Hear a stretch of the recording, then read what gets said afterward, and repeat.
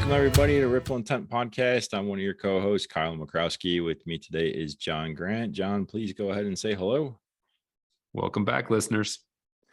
Welcome back indeed. Pretty excited today. We have a guest with us, David. David, please go ahead and introduce yourself. Hey, guys. Thanks for dialing me into this. I've been looking forward to this. I'm David Sharrock. I've been in the business 30 years. Mostly in pre-construction. I've had the opportunity of working in the Denver market mostly, and a little bit of exposure to some work in Asia and as well in the European markets. And it's this topic we're on today is a real universal topic. So I'm definitely excited to dive into it. I am too, man. It's good to have you on the podcast. We've known each other for 7 years now. You came to the first and helped pull off the very first symposium in Denver way back when, and been involved. And then you left for a while to go, but that's a cool story. But to go over to Europe, and then you came back and you re-engaged with us, and here we are. So really happy to have you. Some of you may have crossed paths with David along the way, either at the symposiums or he's facilitated many events for Ripple Intent. So yeah, this is gonna be a great conversation. And yeah, I'll jump right in. So thinking about and talking about the topic that you teed up, we really wanted to dive into the concept of value today. We hear that word a lot. It gets thrown around a lot. It's used quite a bit. And yeah, we just wanted to unpack the word value and talk about what it means to us, what it talks about, a variety of things, how it impacts us, our behavior on teams, on projects, at work, how other people see it, and so forth and so on. So yeah, without any hesitation, let's go ahead and jump right in. You suggested the topic, David, so I'm going to put you on the spot and say, why is this one, the concept, the topic of value, important to you? Why does it resonate with you? We brought this up. I've been looking back at my notes. We had a breakfast club, October of 21.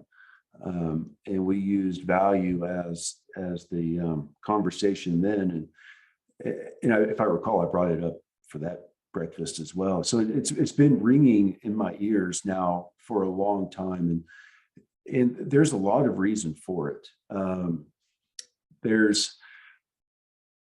It's a powerful word that's used in reference to lots of different topics. And it can be used loosely. It can be very powerful if there's groupthink behind it. It can be very dangerous if it's managed only in a silo.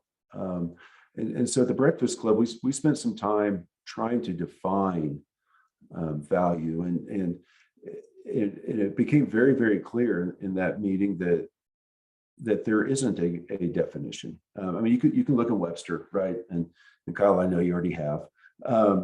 And there's definitely something there, but what we as individuals or collectively as groups value is a moving target, and it requires us to think about it and to have conversation around value before we start to assign if something is valuable or not valuable. And the reason I brought it up with this one is I'm working with a group on the concept of target value design and target value budgeting. And that really, in the construction world, it gets right down to it, right? What's valuable is money the value, or is it the design? Is it some combination of design, schedule, money, and driving a conversation amongst a group of people before you start to identify targets associated with design or budget?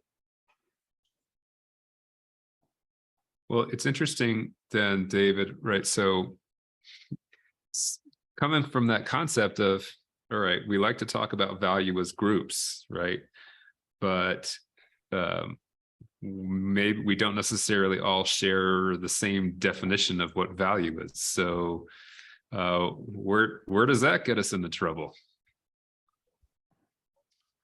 That can get, well, analogy I use a lot with value is the idea of a vehicle. I live in the mountains of Colorado. Four-wheel drive is important to me. Someone that lives in a space where they're looking for fuel efficiency, that might be a value to them. The assignment can be very, very specific when it's with a vehicle. So let's take that concept and let's apply it to a building, right? So I'm a pre-con person, so I'm thinking in the early phases, and is it valuable to slow down and really figure out the most optimum design and sacrifice potentially some time? Or is it more valuable to get something onto market right away? That's a conversation that happens often and changes by perspective. Is it valuable for the outside of the building to have to be really nice and to draw people in, or is it not? That is a conversation to be had amongst the team working on the project to start to assign some value in terms of verbs or in words and concepts to create some version of a collective understanding. All right. So you picked on me before about looking up the definition, and yeah, I got it. So you mentioned money, and there's certainly a money to a component to it, but as a verb, the word value is the estimate, the monetary worth of something. Costs whatever it is, it's got a dollar amount assigned to it. And I think we see that used a lot when it comes to value. That's the easy one. It's easy to put a value on something. Now, depending on what you buy and sell online, some people value certain things higher than others, for sure. And then another definition that is listed under Webster is to consider someone or something to be important or beneficial. Now, it doesn't talk about that importance or beneficial characteristic as monetary, though it's easier for us to go to the monetary solution, right, or the monetary application of the word value right away. We talk quite a bit about how do you get an alignment of what people perceive value to be. And that is very challenging. Do people know? So let's take a project, for example, since you start going on the project route, take a project, for example. Do people know or infer or assume that we all know what each other values on the project? Or if we do these things, X, Y, Z, then we achieved value. Is that inherent? I don't think so. I do think that we go down that path. And there's a lot of assumption of what we believe the other person's value understanding might be, and that's a dangerous place. How so? Well, in this, you miss, right? You get into a situation like this where you're assuming what somebody is valuing in a project, and assuming that will lead you into taking action, and as you take action, things start to progress, and the further away you continue your action without understanding the value that you're working towards, you can drive into holes. You can design incorrectly. You can not understand that maybe budget isn't the primary driver, and that the aesthetics of the building is, but spend the entire time trying to make it as inexpensive as possible. I mean, it's an endless rabbit hole if you're not paying attention to it. It is, but it's a really simple word. It's the word value. How hard could it be? It's only 5 letters. Well, that's very true, and I think that's part of the challenge that we run into, is because it does seem like a pretty simple thing. I've been listening to the Ripple Intent podcast and have been involved for a number of years, and we spend a lot of time looking at very simple words, and then diving a little bit deeper into the context of it. Risk was recently covered. mistakes, right? And on the surface, the word risk, and you looked it up in that particular podcast, and risk is a negative connotation of the potential of harm happening. And we as a group have expanded that concept. And the same thing happens here at Value. It's as on the surface, it's very simple, and yet the easy definition is money. But all right, so let me pause because you're going right there. Let me ask you this: so when a contractor and architect propose on a project and they say we're going to drive value into this project, because we hear that phrase all the time. And for those of you who can't see, which is pretty much everyone listening to this, David just smiled very big. We drive value into the project. Our group, our company, our organization we will deliver this project by driving value into it. What does that actually mean? I think everybody would go, yes, good, value. And then you go, all right, now let's do that. What is that? What does that even look like? I think they're taking David's 4-wheel drive vehicle, and that's how they're accomplishing it. It could be. That's right up there with me is value-added services. Let's give them value-added services. Oh yeah, what does that mean? I don't know. I want services that don't have any value added. or the other favorite of mine is value engineering. Let's engineer out all the value is how I think of that one. Right. So if there's anybody out there who has no idea what that is and not in construction, just think about this. So we say, I want to buy a car. I'm going to keep going with David's car analogy. I want to buy a car and I want all these things. And then someone says, well, guess what? You can do that, but you can't afford it. So what do you start doing? Well, I'll buy cheaper tires, or I'll have a cheaper radio, or I'll get cheaper interior, or I'll get cheaper this, cheaper that. So you just start degrading or downing the overall quality of materials, pieces, or parts, and you get to the car that you can actually afford. And so in the design and construction industry, we have a very fancy term for that called value engineering. It's a nice, another way to translate it into English is cost cutting. I'm going to remove things out of the car to make it cheaper so you can actually afford it. And oh, by the way, the car you originally wanted has nothing to do with the car you're actually going to be able to afford. But we value engineered your way to get there. Right. To whose value?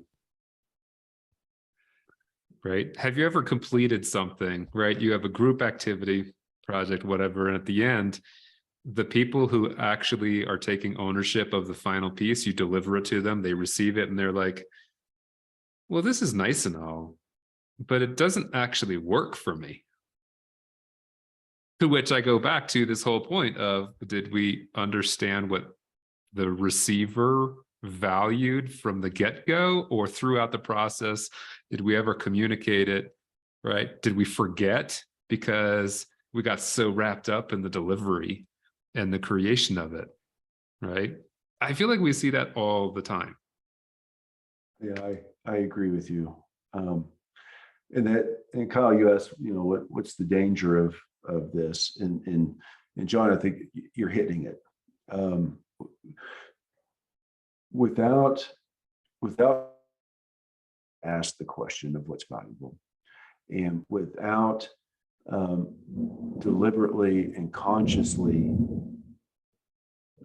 thinking about, sorry, clap of thunder over my head, without deliberately thinking about it and constantly revisiting it, you have a real strong chance of delivering something that doesn't match what is of value to whomever it is you're ultimately delivering it to.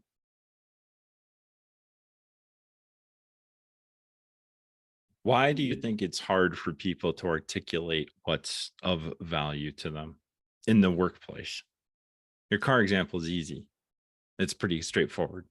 But at work, it seems to be more difficult. And I'm generally stereotyping here, so be patient with me, but it does seem to be, if I went to a bunch of my coworkers today and say, hey, what do you find of value in your job? Or what do you find in value today? What was valuable today? Besides like paycheck and I get to go home on time, some basics, it would probably be a tough question. Probably because we never really paused to think about it.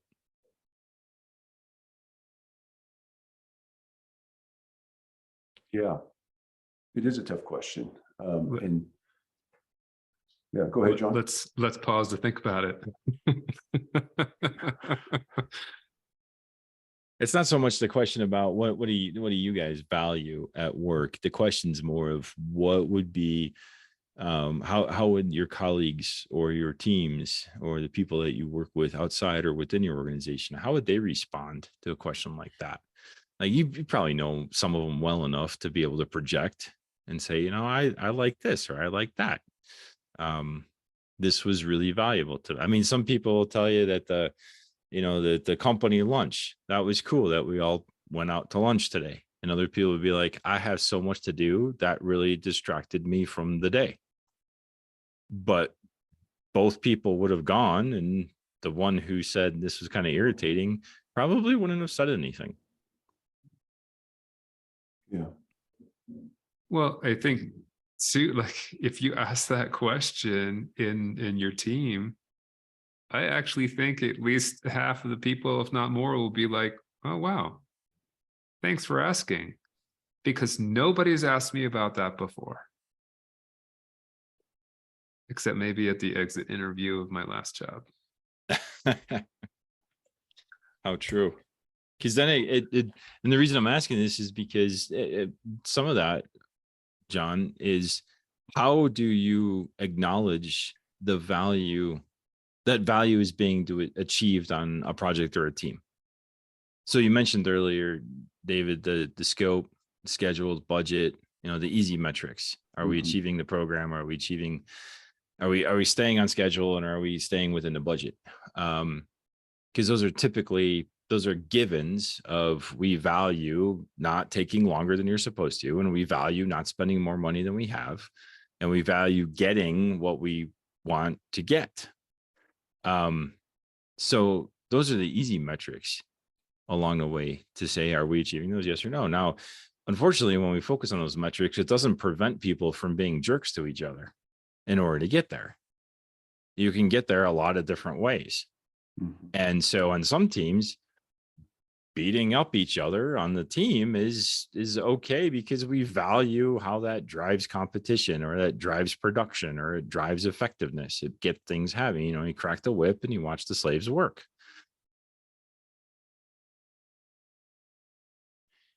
But we don't always explicitly state that. So we kind of wander and see, is the culture of the company, of the people involved, going to impact this? Is, if the project is made up of multiple companies, is the culture impacting that? It's almost like, okay, whoever's sponsoring this project or paying for this project, let's just go ask that person what's important. And then that's what will become kind of our North Star of what's valuable.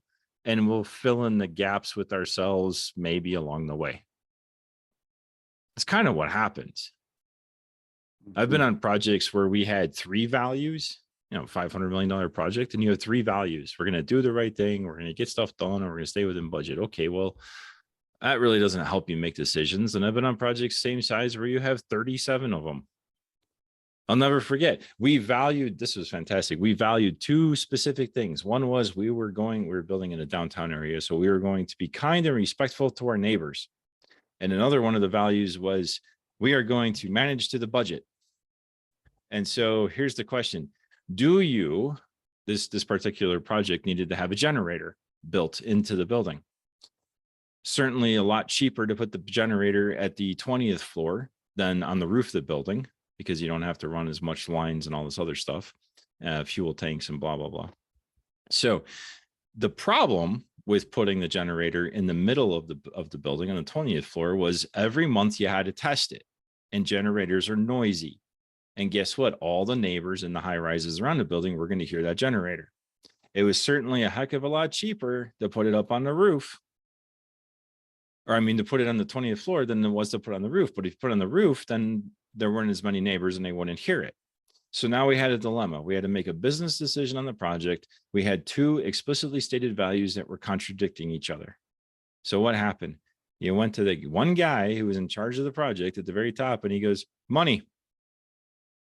Screw the neighbors. So that's what we heard. Was it particular to that situation? No. What happened was the team then learned that the other 36 values that they spent all this time crafting and coming up with meant absolutely nothing if it meant that it put pressure on the money side.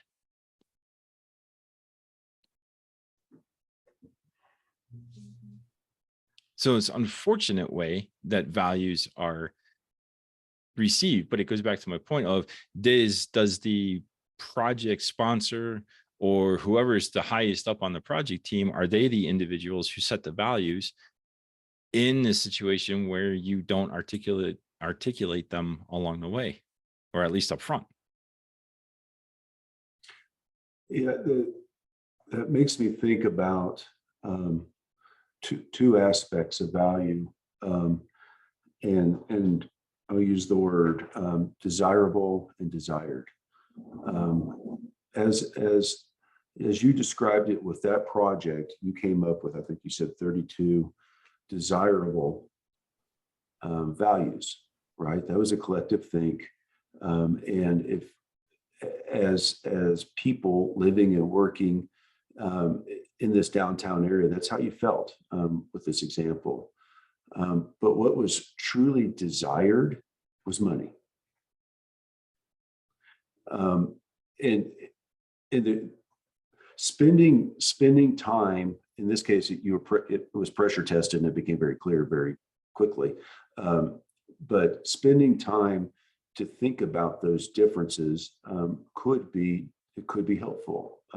We can, as a group, think about what is desirable, but what is truly desired by the people who are owning this building, taking benefit of the building, or whatever project that we're working on.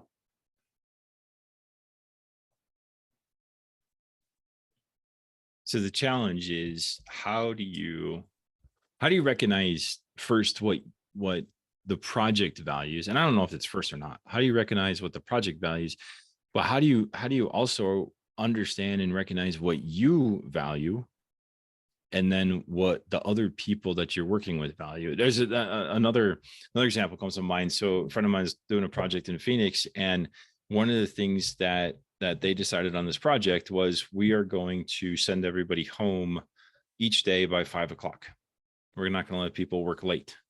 We want to respect, we don't want to have overtime, not because of budget purposes, but because we want to respect a healthy work-life balance. Well, there was one person who went along with it, but then in practice started saying no. He preferred to stay to 6:30 each night because, one, he was single. Two, there's a heck of a lot less traffic at 6:30. And three, there are a lot less people there. So he was able to do all of the head down work, self-isolated work at the desk from 5 to 6:30.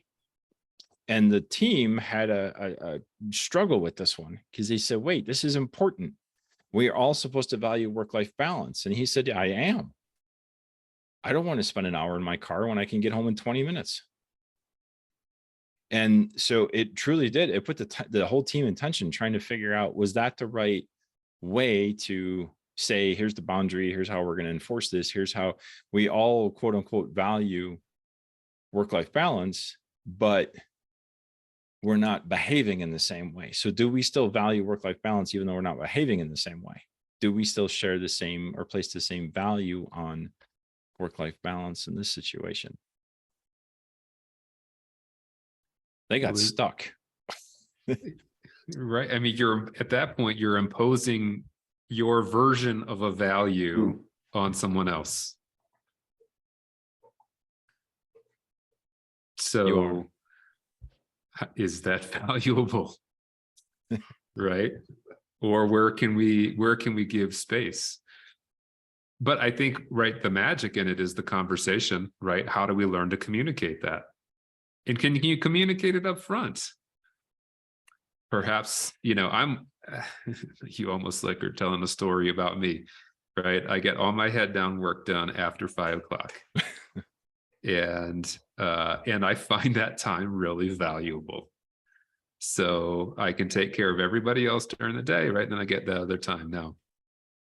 So can you get that group of people to the point to have that conversation about the practical application of the value and the associated behaviors, and allow space for it to show up for everyone a little bit differently. But you won't know until you try and have that conversation. Similarly, I think with the that generator example of, right, how are we prioritizing values? Are we prioritizing values? Should we? What does that look like amongst the group? And who is the arbiter? Is it always the one with the checkbook? In that case, it was easier. And so, yeah, it was the one with the checkbook. And what ended up happening, as you can imagine, was, oh, if that's how we're going to base every decision, then that's how the rest of it, the rest of the project was approached, knowing that if we have a good argument for something that costs more, it won't matter because it costs more. Here's the benefit, here's the value you'll get if we increase this, improve that, buy something more expensive for this. Here's all the pluses that come with that added cost. However, it was still at the end of the discussion an added cost. And so, nope. So people stopped asking is what happens. People just, oh, that's how we're going to be measured. All right, do it as cheap as possible. And then no surprise, there was all kind of complaints afterwards going, why did we do it so cheap? And it was like, that's what you said you wanted. Cheap. And that's again where I feel like we start getting into trouble, right? Because we get all those misalignment of expectations or interpretation of value and how that shows up, right? And what does that look like? You can apply this to home. I mean, it works the same for me at home. My wife is notice he gets a little quieter there so she doesn't hear him explaining this part. Go ahead. That's right. So I'm just gonna talk quietly so she can't hear me now. It's recorded, you know. So and she listens to every episode. So my wife is fairly thrifty. She knows it. We both know it. And I'm not. So I place a different value if we're going to go, whether you're purchasing a thing or we're having an experience, right? I'm like, all right, so, you know, back to the vehicle. I'm looking for the all-wheel drive, the four-wheel drive. I went electric. It was important for me to go electric, right? And like, oh my gosh, well, there's a price tag that comes with that. And what about all the other things that come along after? And I'm like, yes, I know. But my value is for X, Y, and Z, right? And it's not so much on the cost of the thing. I mean, we're fortunate that I can think that way, but right, same deal. How are we having the conversation about how can we agree upon a mutual definition of value, and then prioritize all those different components and, you know, make decisions that are beneficial to the group. You know, and that makes me think about, let's look at the bright side of this. What happens when you do have alignment? And how cool is that? And if you're in the construction and design industry long enough, hopefully you have 1, 2, or 5 of these types of projects. I had one early in my career. The owner's rep is a design build project and said, listen, it is for a middle school, high school, middle school. And he said, what I really want is for this just to be a cool school. All decisions were made around that concept of, let's just make this a really cool school. Do we make the building a lab? And we did some of that, right? So you could see the mechanical, the electrical, and the functions of the building. We did it with how to keep the students engaged as they moved from one space to the other, and the faculty and how they would move around. And it was all around the concept of a cool school. And that's an example of a group of people who truly aligned around a value or a handful of values associated with it being a cool school.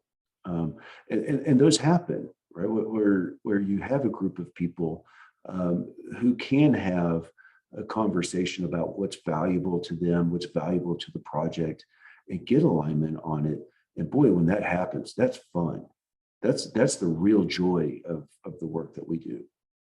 That is so true. When you have the conversation up front and it's more specific than the example I shared earlier about we're all going to meet the budget, we're all going to have fun and keeping it super, super high level. But it's also not as particular as we're all going to wear red shirts on Thursday because we value red shirts. There's something in between the effort that pays off for the level of detail for a group of folks who are working together in a group. If you can get to that right sweet spot of not too detailed yet not too loose, then that alignment, you're absolutely right, man. It drives and creates some awesome experiences. We are unfortunately out of time, and as usual, we can keep this conversation going for a lot longer. Before we head out, one last thought. If you could leave our listeners with one last thought each around the concept of value. David, I'll start with you. A final thought is to take value seriously. Take it seriously enough to have a conversation with the people you're working with. Take it seriously enough to revisit it occasionally and check in on it. Take it seriously and take the time to have the communication and the conversations. Well said. Jon? Yeah, I'm in a similar spot. It is the intentionality in the communication, right? That's kind of the magic I see for a lot of things. We just tend to assume, take things for granted, assume everyone shares the same perspective that we do, and has the same values that we do. And that's really not the case. So the more we learn how to communicate and become intentional about it, the more likely we are to have those, those happy moments, right? Like the cool school. Absolutely. How about you, Kyle? I would say take a few moments and look inside you and in different areas where you spend your time, whether it's home, work, driving, exercising. What do you actually place value on? And are you consciously aware of what's important to you? There are, I bring up the exercise thing because there are days where I value running in silence, just throwing on my hat and going for a run. And there are days when I enjoy bringing the headphones with. I value both depending on what's going on. And so is one better than the other? And do I judge other people? Of course I judge other people, because if they're not like me, then they're wrong. No, it's do I send messages when I value one over the other, or am I, so where else am I doing that? Where I seem to appear to value two different things to an audience or to people who observe me. And am I doing that intentionally, or am I causing confusion? So that would be where I would leave it. And with that, this wraps up our episode today. I want to thank Jon, thank David for joining us. Really appreciate your thoughts and your insights, David.